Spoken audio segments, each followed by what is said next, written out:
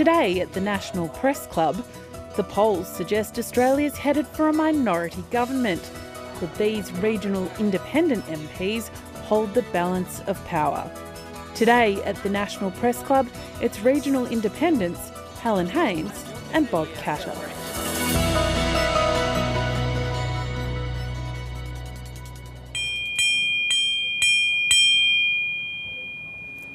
Welcome to the National Press Club of Australia on Ngunnawal country for today's Westpac event. I'm Gabrielle Chan, a Guardian Australia columnist and President of the National Rural Press Club. We are pleased to welcome today Dr. Helen Haines, MP for Indi, who made history when she was voted into the Victorian seat following another independent, Cathy McGowan. She left a career as a nurse, wife, academic for Parliament in 2019. A group in Indi spawned the Voices for Community Independent model, which has spread like wildfire since 2013. We are also pleased to welcome Bob Katter, long-time state and federal MP, who just marked 50 years in public office. Bob began his career as member of the National Party, but in 2001, he quit the party and joined the crossbench, citing issues including Telstra, roads, petrol prices and competition reform. With typical cut-through at the time, Bob said of the Howard government, it was as popular in Queensland as a brown snake in a sleeping bag. You can join our conversation on Twitter. Our handle is @PressClubAust. Our hashtag is NPC.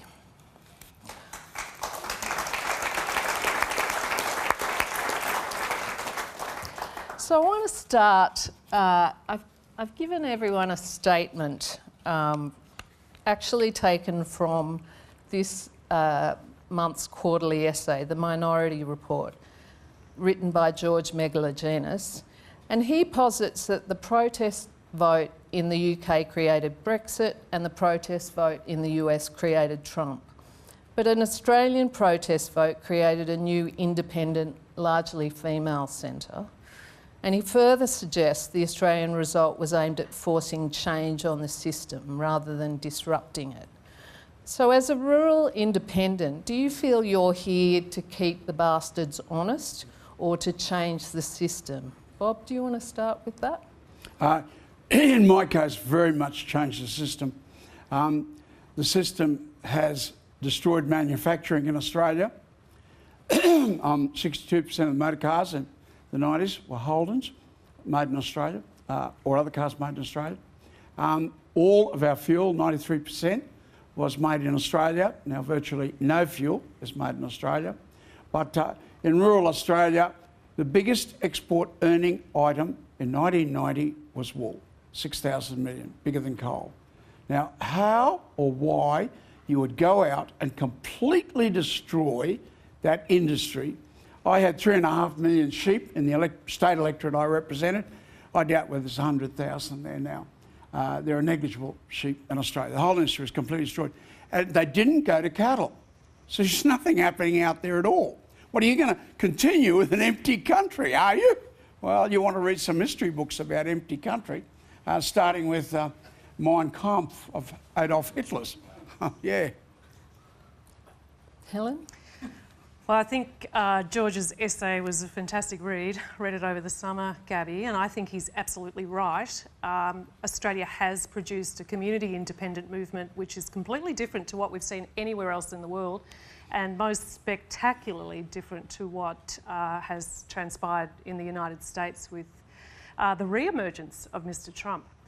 I reckon from my perspective, I am both. I want to keep the bastards honest. I came into Parliament on a very strong platform of integrity, accountability, transparency in government, picked up the reins which Cathy had jumped on the horse of establishing a Federal Integrity Commission. I continued with that and pursued that vigorously because I could see that there was no accountability when people did the wrong thing. We have subsequently legislated a National Anti-Corruption Commission. The impact of the independence in making that happen cannot be denied, and I think it was one of the significant features that brought about the downfall of the Morrison government, quite frankly. He's intransigent to doing anything about that. So that's part of the integrity piece, which I think when we think about keeping the bastards honest, it is about changing the system to do so. The National Anti-Corruption Commission is one piece, but there's a whole lot of reform in the integrity space that we need to do. We need to stop the jobs for mates in statutory appointed bodies. We need to have truth in political advertising. We need to have decent, fair electoral reform, and we'll probably talk a bit about that later. So I think it's two things. And I guess the other thing I would say about this is it's interesting when you think about disruption. And for many of us, when we came to Parliament, the disrupting force of particularly a large group of women coming onto the crossbench was to disrupt the appalling behaviour, the misogynism, the awful behaviour that was detailed breathtakingly in the Jenkins Review. So if that's disruption, if that's a protest vote, it's a different kind of protest vote to what we saw, well, what we're seeing in the United States. Bob, how different is it being an independent to being part of a major party and in government? Because you've done both. You're a minister in the state Queensland government and obviously you were part of the Howard government. How different is it? Because the criticism is always that you can't get anything done. I thought when I got out that was true. I represented 16 major agricultural industries, and each of them was destroyed by my own party. And I have a very deep hatred for those people. And I'm entitled to my hatred, because I had to watch, in the dairy industry, the highest suicide rate in Australia was between Malanda and Atherton. Guess where the most intense dairy area in Australia was? Between Atherton and Malanda. And I knew those people, they're friends of mine, those people. And you just did it and you couldn't care less. You just did it and you couldn't care less. Well, I was in a position to destroy some of those people that did it to us. And I make no apologies for that. So, you know, but the thing that amazed me was that I couldn't get meetings with ministers in my own party. You know, they were busy and, you know, I'm nobody and they're somebody and, you know, they couldn't fit me in. But, oh, Bobby, I'll see you 2 weeks' time. I've got to go and fit you in, mate. Yeah, you know. And but when I became an independent, oh yeah, right, just come right over, because they were scared of me attacking them. And I found out that I had immensely more power than I'd ever had or ever could dream of having. And even as a minister in the state government, you know, I was exercising relatively more power than even as a very powerful, and you know, some people said brutal minister. But I didn't exercise anywhere near as much power as I've been exercising since I got out of the system. And fear is a very powerful weapon in a parliament.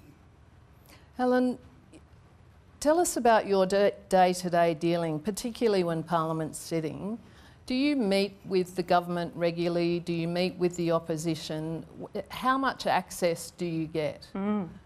Well, unlike Bob, I've never been in a major party, so I've only ever been an independent. And lucky you, Helen. Yeah, I know, Bob. I would never join a major party. I couldn't imagine joining a major party. So almost 6 years now in the Parliament. I hope I get to 6 years, depending when the election is, of course. But working with a Liberal government and now working with a Labor government, I have as much access to ministers as I want, and I can't remember what the number is. We count these things and put it out on our newsletters so my constituents know. But, you know, I think over maybe 200 meetings with ministers over that period of time. And when I go to a minister, I go to describe an issue that we may be experiencing in the electorate, but I'm always going with a solution that the people of Indi have come to me with, or that I've worked with civil society experts, done deep research about, and put a proposition to a minister. So I would say excellent access, and you know, I would thank both governments that I've worked for having an open door to me as an independent. But one of the things that's been really good with this government is we've been getting every week when Parliament sits detailed legislative briefings from the ministers. So the crossbench all line up, and one by one in come the ministers who are introducing legislation that week, and they give us their pitch, and we ask them questions about, you know, what's the purpose of this? What's the problem you're trying to solve? You know, that doesn't look like good governance to me.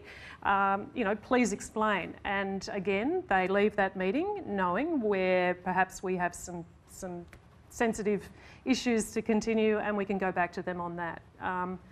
And I think that's been a really great change with this government. So plenty of access to ministers. Bob, is that a big change from the minority government under Julia Gillard? Did you have regular meetings through that time? Because you famously walked away from the deal that Windsor and Oakeshott, Tony Windsor and Robert Oakeshott did. So was the access the same?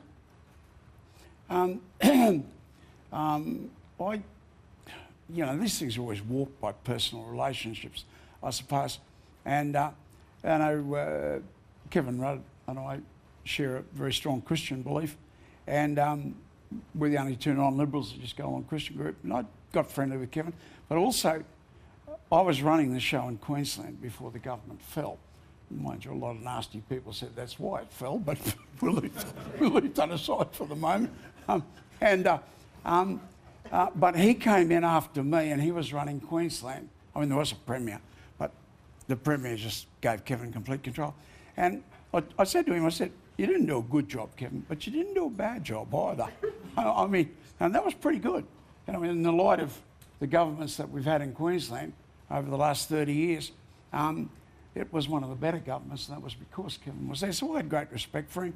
And, you know, you say, well, what power do you have? Well, I changed the Prime Minister of Australia, and I knew that I could, and I called the press conference at 10:30 in this morning, and I was committing political harry-carry because I looked like a switcher and twicer and, you know, rainbow dancer, switching sides all the time.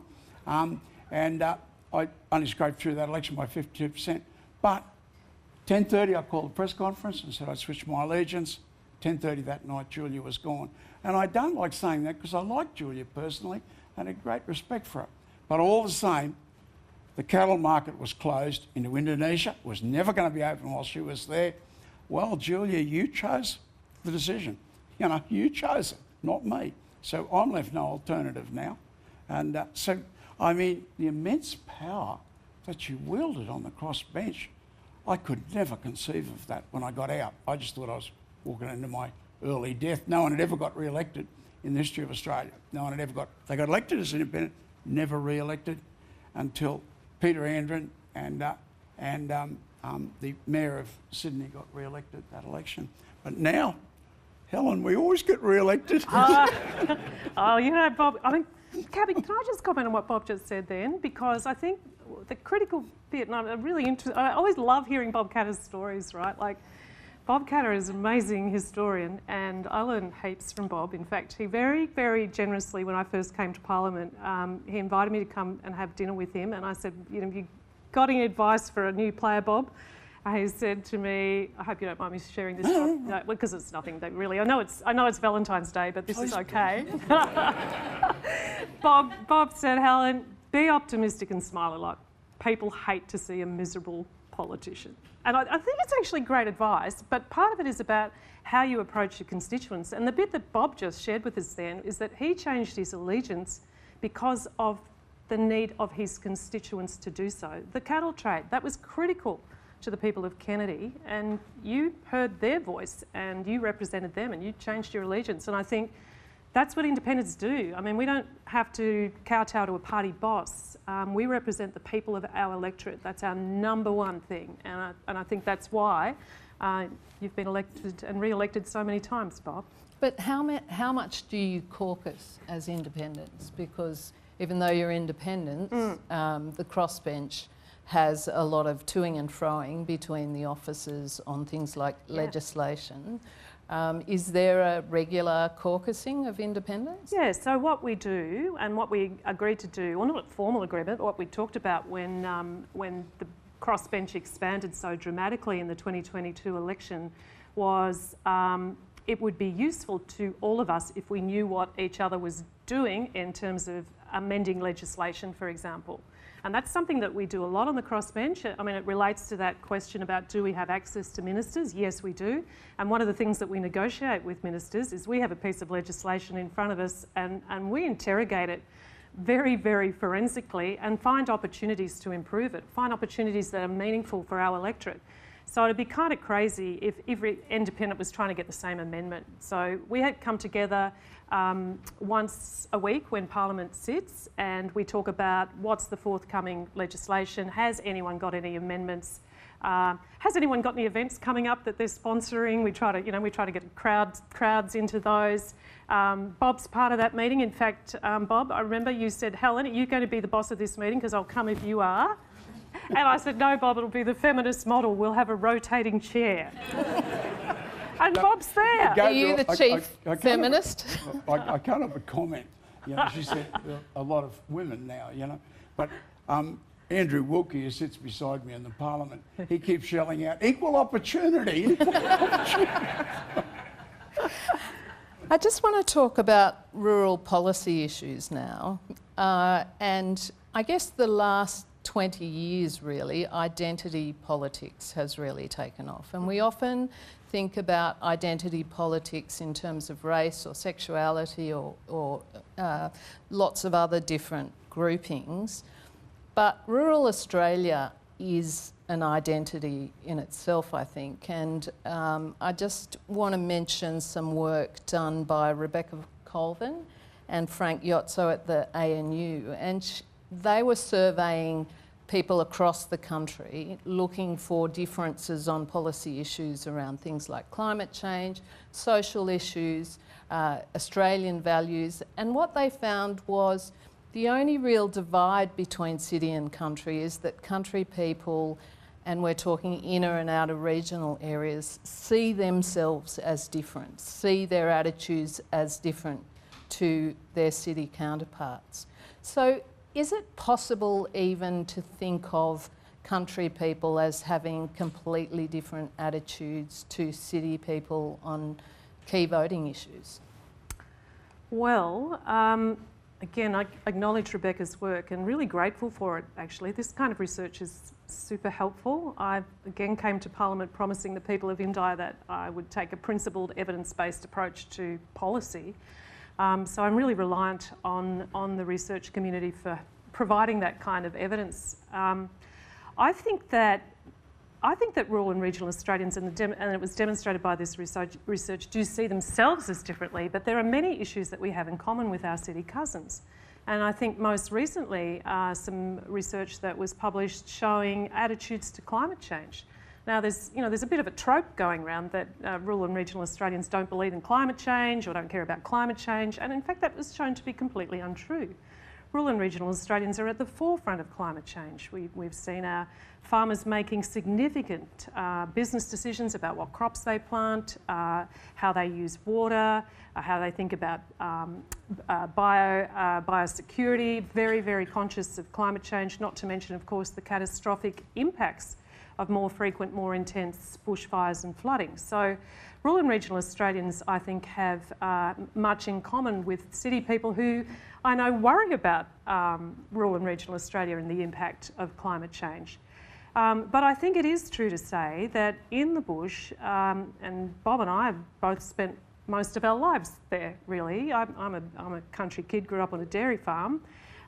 We know that there are some things that have never changed for rural and regional Australia, and number one of those is our health outcomes. I mean, I spent 30 years in healthcare before I became an MP, and it distresses me that all those years in healthcare, and now that I'm in the Parliament, that we haven't shifted the dial.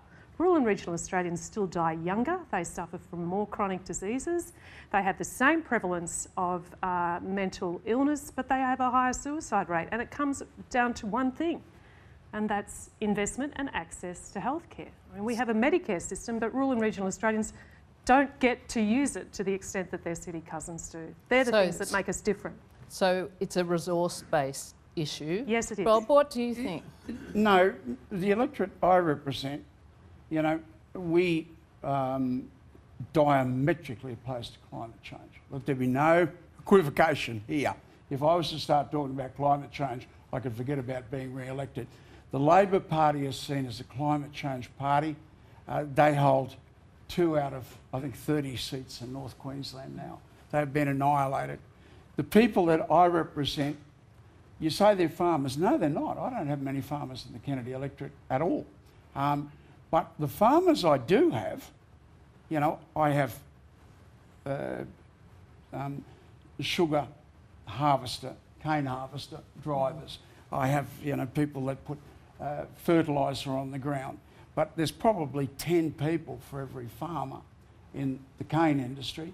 And in the cattle industry, well, you know, my station property is 250,000 acres. We don't have a lot of cattle people when you've got stations of that size. So I don't have a lot of farmers. But the farming families have their kids working in the mines.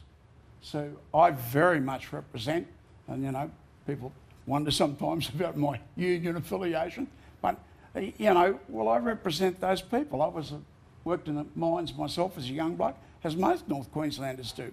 But no, I represent the steel boot mob, you know, the steel cap boots.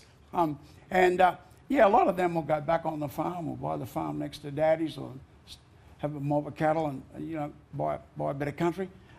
So, you know, there's definite country element there, but really, you know, I represent the industrial heartland, the mining industry, very, very much. I'll just ask one more question and then I'll ask for questions from the floor. So does that mean it's impossible to represent the 30% of Australia that lives in rural and regional and remote areas as one voice or having one set of policy issues? Look, I don't think that you can treat this vast nation as an homogenous group no matter what. I mean, even within an electorate, my electorate is much smaller than Bob's. Mine's only 29,000 square kilometres. There are multiple communities within that electorate and they have different views. So I think that there are some commonalities, and I mentioned one of them. Bob and I are absolutely on a unity ticket about healthcare, I reckon, Bob. Yeah, we have different views about the science of climate change, but I think we both, I mean, you're going through up there catastrophic flooding right now. We would both agree that there's been absolutely woefully inadequate investment into resilience and mitigation for flooding, for bushfires, for natural disasters in rural and regional Australia. But I think to Bob's point, like, I think there is this notion of rural and regional Australia that it is all about farmers, but similar to Bob, agriculture is around 10% of the economy in Indi. Health and social services is the biggest part. And to Bob's point too, for the agricultural community, it's the services that service them. So when we think about rural and regional Australia, we're thinking about many, many people from all sorts of backgrounds, and indeed there's been a big net migration out of the cities into rural and regional Australia post-COVID. So there's a new generation of people coming through. And for the first time, and this is so exciting, we're seeing younger people, young families wanting to come and live in the regions. And I mean, the biggest handbrake on that, of course, is we have a housing crisis. We can't house them.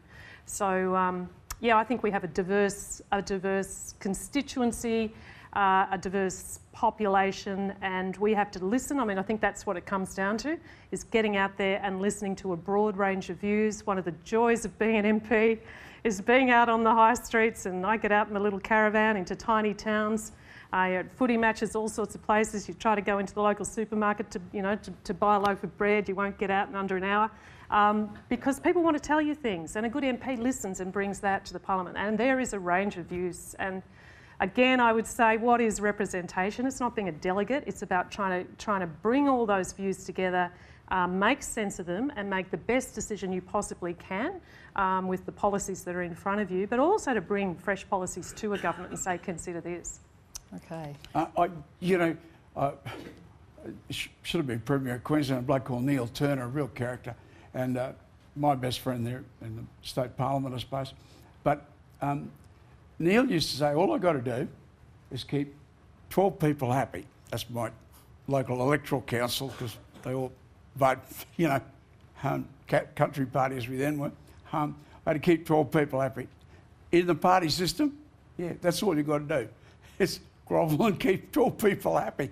But, you know, I watch my state members that are in the party that I'm in, and no, they got to keep 30,000 people happy. You know, they can't rely upon, you know, a little clique of supporters. So Helen's point is very, very prescient. You know, you can say our failure to get movement on the health issue. Well, Helen may not share my view, but, you know, you ask nicely and you ask intelligently, and then you destroy. And unless they know that you're going to destroy them, I just find you can't get it done. I constantly quote the Meena Creek pub, you know, which is, they say my office is, he's down the office, you know. What do you mean he's down the office? He's not here. We're in the office now. No, his office is the Meena Creek pub or the Garradunga pub, you know. But Tommy in the Meena Creek pub, hey, Bobby, who's driving the bus? Now, I want to know who's driving the bus. And I said, Tommy, I'll take that on, you know, I'll think about that. So about 20 minutes later, I said, hey, Tommy, the answer to your question is who's driving the bus is nobody is driving the bus. You know? Okay. And I mean, and that's our problem with getting, for example, healthcare, you know, into rural towns and places.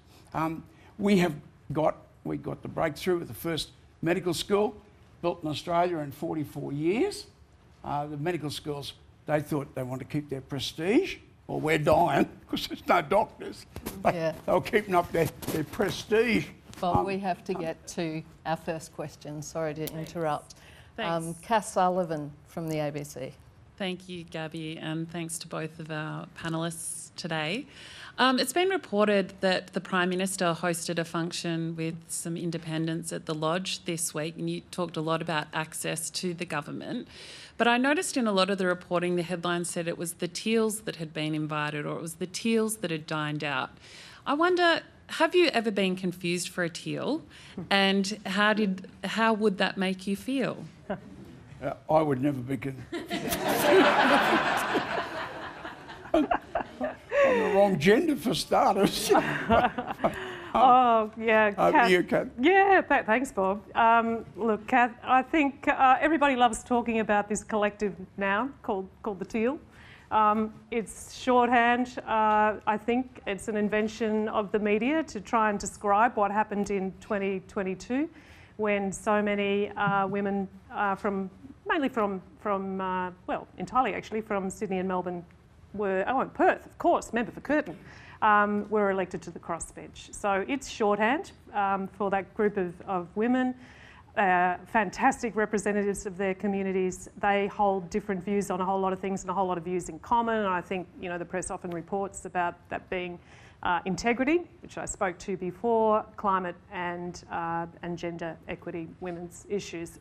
Have I been accused? Accused, I think was the word you used, was it? Or Confused. Confused.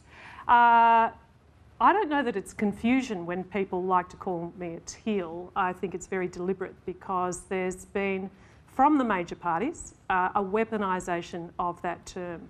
And any women in the audience today who find themselves being successful in their career and exercising the power that comes with office will be familiar with the many ways that the system attempts to undermine their authority. And I think Teal is part of that attempt. Just on that, if you were to bandy together and form a party, perhaps you'd have greater funding for your political campaigns. You'd be able to spend a bit more. Well, I mean, do you want me to expand on this?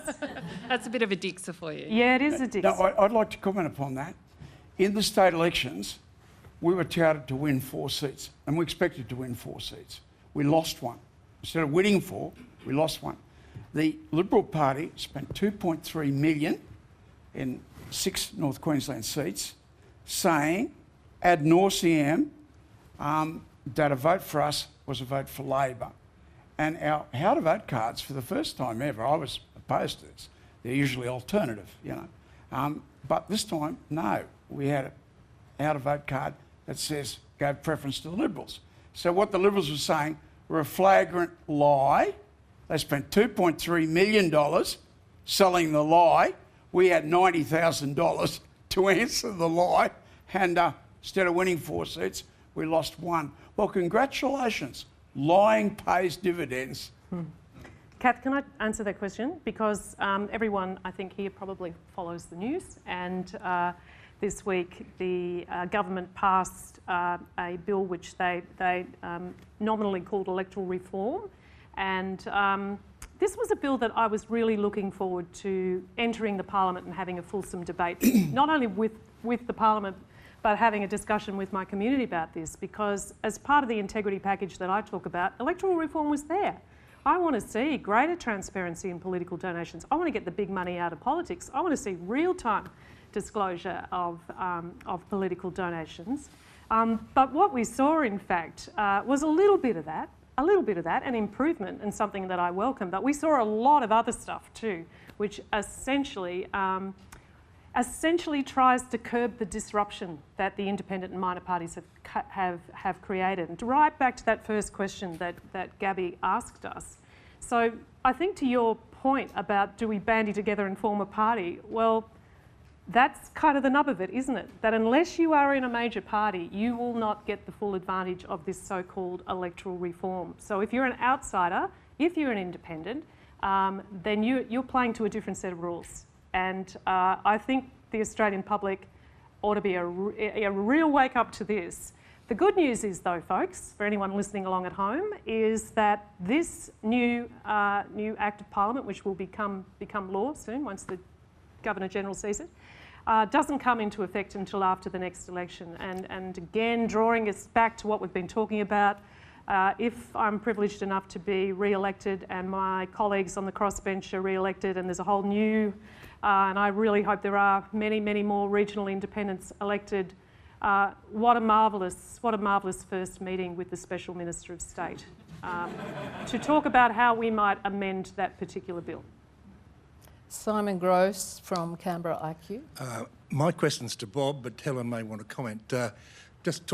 People have talked about your long parliamentary career, Bob, and 40 years ago you were a minister in Queensland and you were the Minister for Northern Development and Aboriginal and Islander Affairs. And I do recall a quote from Noel Pearson saying you were the best Queensland Minister for Aboriginal Affairs that Queensland ever had.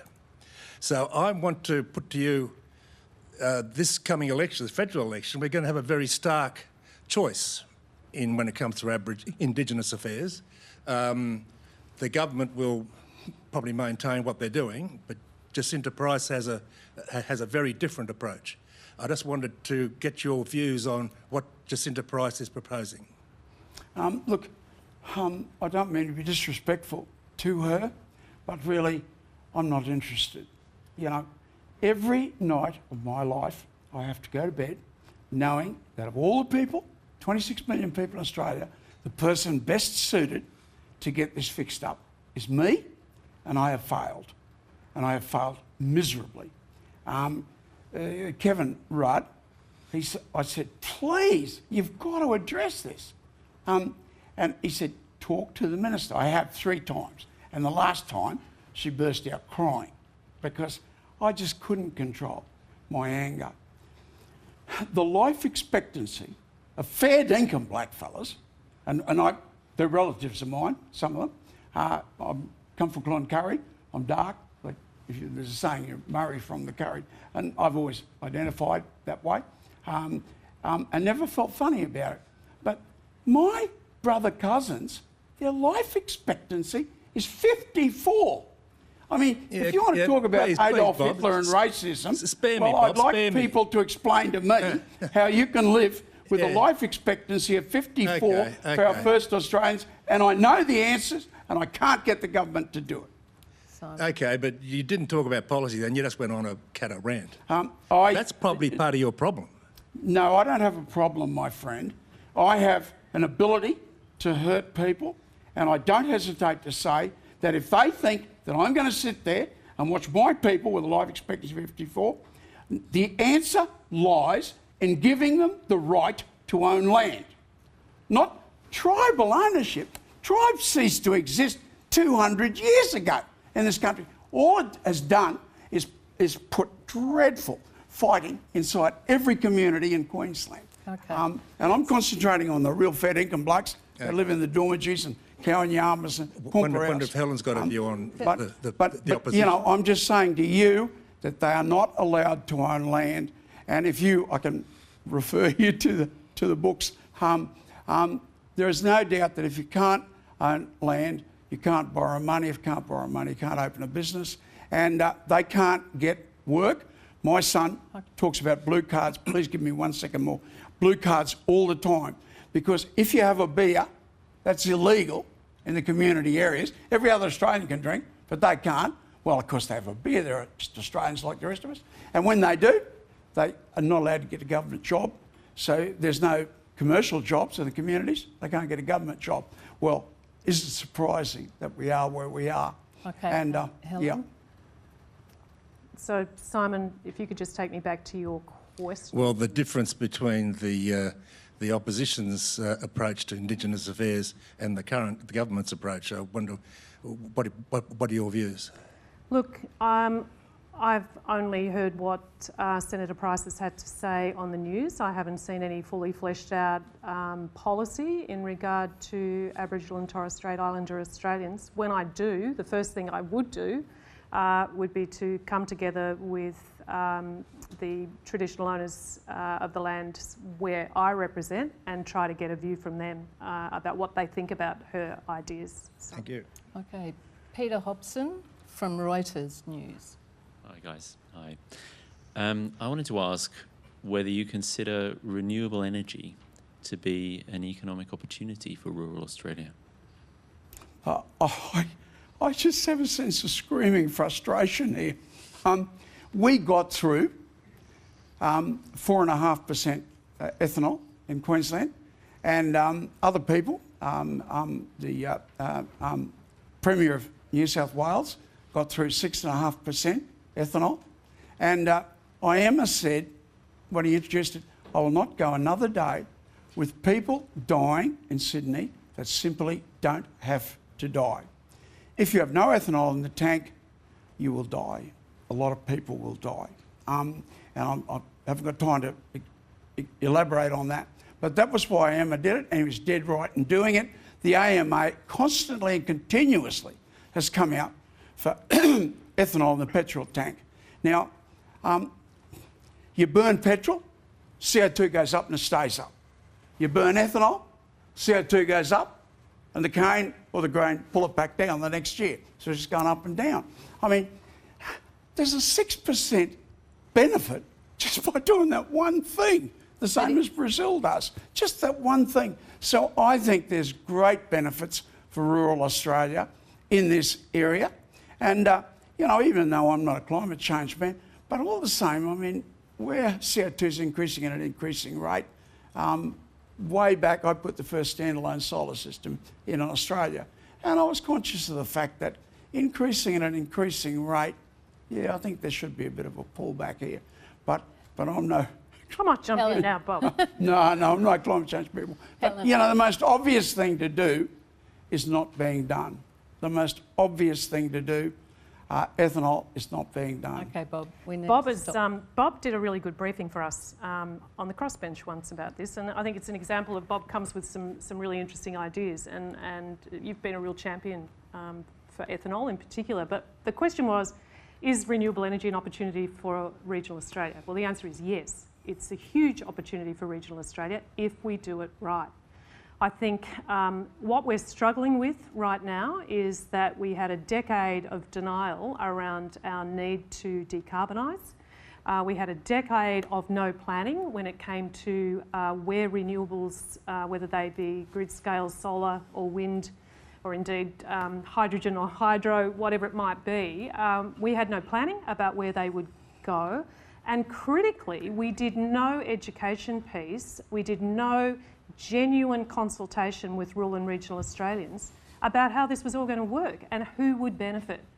So a big focus of my term this Parliament has been working with the Energy Minister to draw his attention to this fact, that rural and regional Australians feel left behind in the transition to renewables. They're seeing massive landscape change a change to their visual amenity, which really means something to us in the bush, genuine concerns about what does grid-scale solar mean in terms of bushfire safety, what does grid-scale energy look like in terms of biosecurity risks, insurance, land values for adjoining properties. These are real and genuine concerns from real and genuine rural and regional Australians. The Energy Minister agreed when Senator Pocock and I came to him around this to say we've got real worries about this. There was a review into community engagement undertaken by Professor Andrew Dyer, who at the time was the Energy Infrastructure Commissioner. I really recommend, if you haven't read the Dyer review, please do. There were 9 recommendations from that. I got Professor Dyer down to my patch in Indi. We did roundtables. I put in a fulsome submission. And I think that if the government, whoever is re-elected, I'll be really holding them to account on this. I'm very pleased that the former CEO of the NFF is the new Energy Infrastructure Commissioner. I've already met with him in his new role, and I'm really committed to doing this right and doing it well, because if we get the community benefit angle of this right, if we get them in the right places, number one, if we get rid of the cowboys who stir up fear in communities by out there prospecting and then flipping a deal, and then we finally get someone who's going to build a project, and it's not until there's a planning submission about to hit that the neighbours are notified, this is no good. We've got to get it right, and we have to do a whole lot better than a large multinational company throwing $75K in a community benefit fund to the local footy club. We need our rural councils, our leaders in rural communities getting in there on the front foot and saying, okay, we're in a renewable energy zone. This is what it means to us. This is what we want out of it. And we don't want to be, we're not selling our souls for social licence here. We need to be negotiating for long-term, sustainable, fabulous regional development. We've talked about healthcare. We need to ensure that in this renewable energy transformation, and it is happening at speed, we need to get it right, and we need to see hospitals built, we need to see better roads built, we need to see early education and care centres so the doctors who want to come and work in our towns have got somewhere for their kids to be.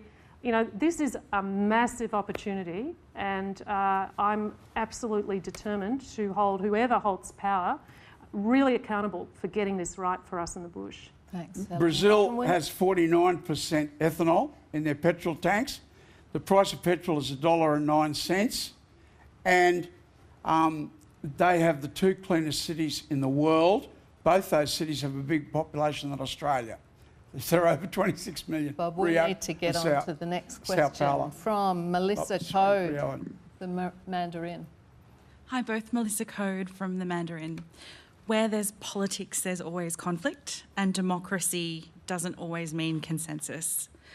So given Helen, what you spoke about in terms of listening to the community, and Bob, you talked about representing a large steel-capped boot constituency, what's your advice to future political leaders? There is so much cynicism and sense of disenfranchisement when it comes to Australian democracy, and conversations about city versus regional is always sort of couched in us and them terms. How do we solve that? Maybe I'll start, Melissa. I try to bring my whole life experience to the Parliament. I'm not someone who grew up in the party. I'm not someone who was ever an advisor to an MP. I came into the Parliament really not knowing how the politics bit worked, but I certainly have got lots of experience in bringing people together on things that they have different views on. And I think the critical part is trying to find the values system that we do agree on. And I think there is a keen set of values in Australia that rural and regional Australians and metropolitan Australians want to see a fair go for everyone. I've got plenty of relatives who live in the city, and they're really shocked and appalled when they know that we can't access specialist care. They're shocked and appalled when they know that a young person in a country town has got a much higher likelihood of dying by suicide than a city kid. They don't want to see that either. So I think there is a coalition of desire to do better, and I think that's always a starting point. For me, it's always about having, I guess, a clear understanding of what the problem is and what the suite or the menu of solutions might be, what the policy solutions might be. And it's in that solution bit that often the tension is there, and the tension is good. I mean, the tension is great. If you've got to try and justify an answer to a problem or argue the case for a particular policy lever to be pulled or a budget line to be created in order to solve a problem, then you need to know your stuff and you need to be able to convince others that that's the right way to go. I mean, that's what the Parliament should be about. Your message, Helen, to the next leaders? Is to actually listen a whole lot more to the debate in the House. And again, that's why I was furious yesterday on the electoral reform debate. It was guillotined in the Senate and gagged in the House of Representatives. So there was no listening, there was no debate. Debate is where our democracy flourishes. So we need to listen a whole lot more and listen to people that we think we may not agree with and try to find a way forward. And you won't always get what you want, right? But it always starts with listening and having an open mind to an alternative view. And Bob, will we paraphrase your approach to ask nicely and then destroy? Your message? You sort of, Helen's saying, you know, we can work, you know, and the city people and country people are really not all that different. I come from North Queensland, and, you know, I mean, I can't use any other word except hatred for Brisbane. But just, we had 500,000 people trapped between 5,000 foot high mountains and 30 kilometres away, the sea. And they were trapped in that trap, 500,000 people for nearly 2 weeks. Now, if a cyclone had come in, there would have been massive loss of life, right? We want 1 kilometre of tunnel. That's all we want. And that wouldn't have arisen with 1 kilometre of tunnel.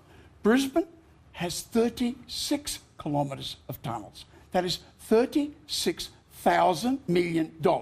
We got nothing. Our population is 1 million. Theirs is 1.2 million.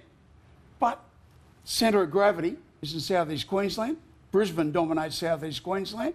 So we get nothing. De Tocqueville, the great commentator upon which most democracies, their constitution was written, his last book was The Tyranny of the Majority.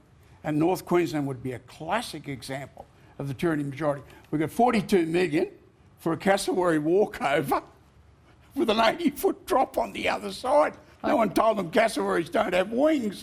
You know. So, Bob, do you... What's your message? We can't What's get your message? a 1 kilometre tunnel. That, you know, there must be a diversification of representation.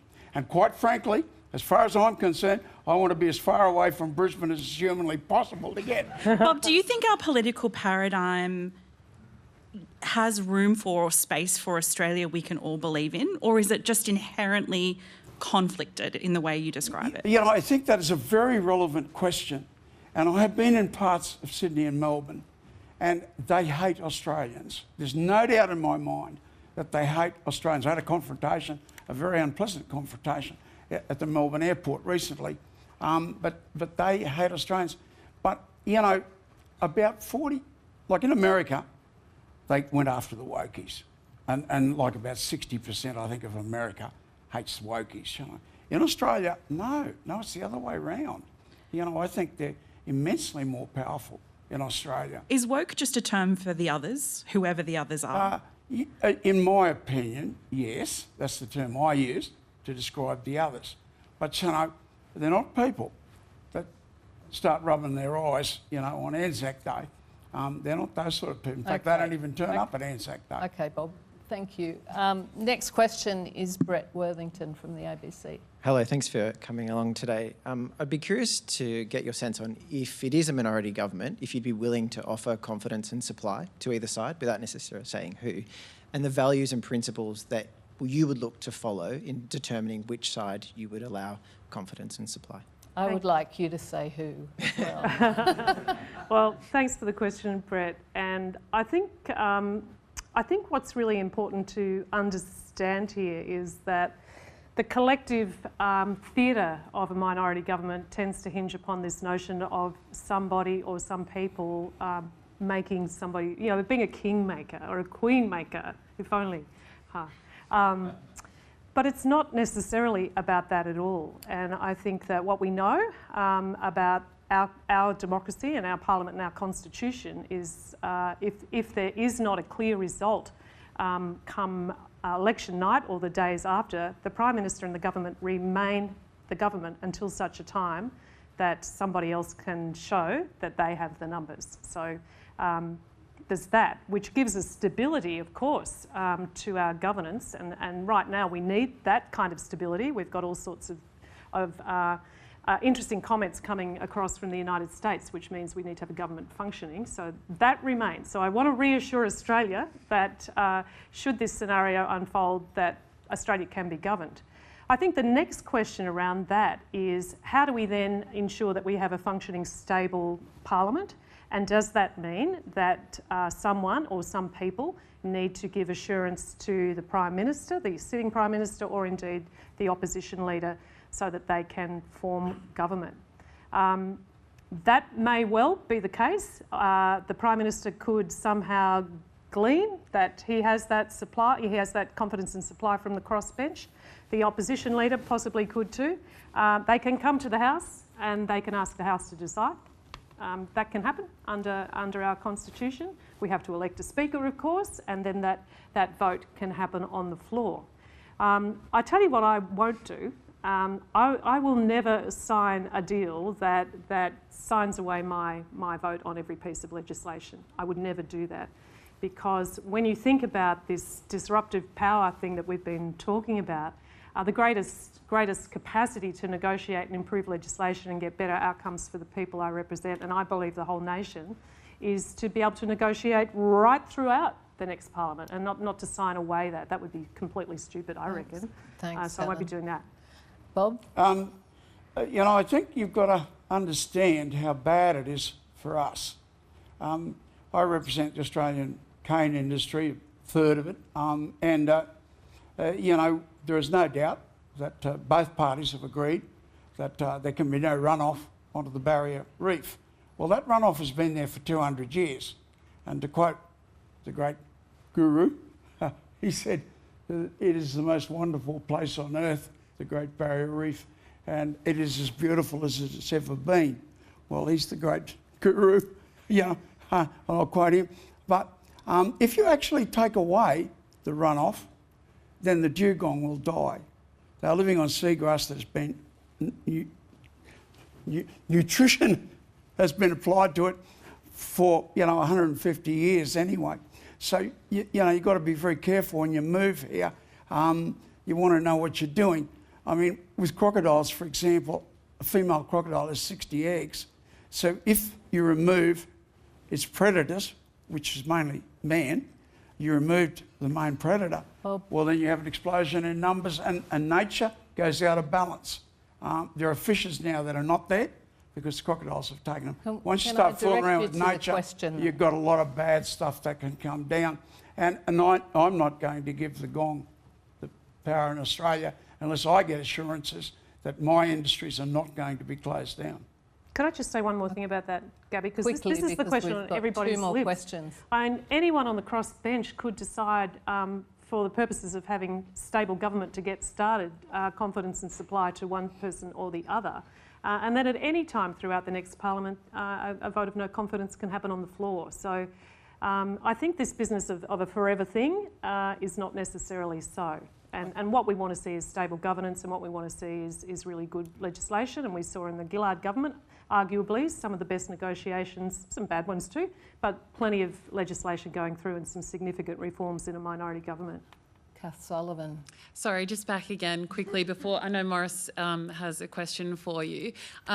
Seeing as you didn't really answer Brett's question, I was just wondering if maybe you'd make a comment on the agricultural policies of the major parties, even the Greens and the Teals, how you see agriculture to fare under perhaps a coalition government or a Labor government, or whether you have concerns about the minor parties' agricultural policies. Well, maybe I'll kick off. I think what we don't clearly see from either major party is a clear pathway and clear policy around agriculture.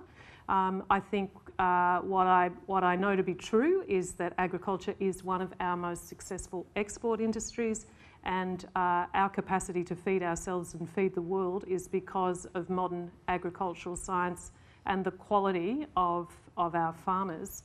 What I hear from my farmers holding them back is workforce and is housing and is critical enabling infrastructure to our regional communities.